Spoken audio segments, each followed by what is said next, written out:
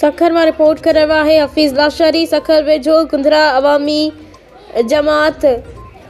अवामी ख़िदमत फाउंडेशन के चेयरमैन मैडम सना शेख साफ़िन से ॻाल्हाईंदे इल्ज़ाम हयो आहे त कुंदरा ऐं भरपासे वारनि इलाक़नि में बेनज़ीर इनकम सपोर्ट प्रोग्राम तहत आयल किस्तुनि मां सिरे आम गैरकानूनी कटौतियूं कयूं पियूं वञनि। हिन चयो त अयूब कटपर,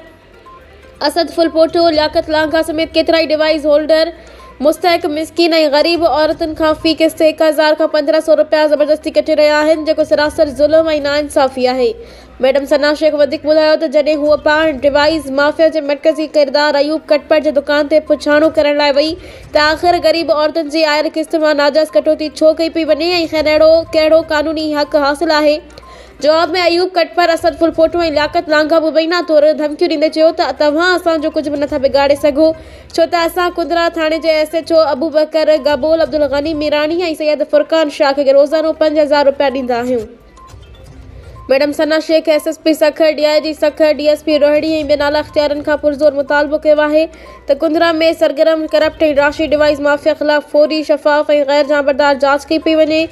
मुलविस डिवाइस होल्डरनि जूं डिवाइस फौरी तौर ब्लॉक कई वञनि ऐं खेनि कानून जे कटहरे में आंदो वञे, जीअं बेनज़ीर इनकम सपोर्ट प्रोग्राम तहत ग़रीब ऐं मिस्कीन औरतुनि खे संदन मुकमल किस्त बिना के रुकावट ऐं कटौती जे मिली सघे।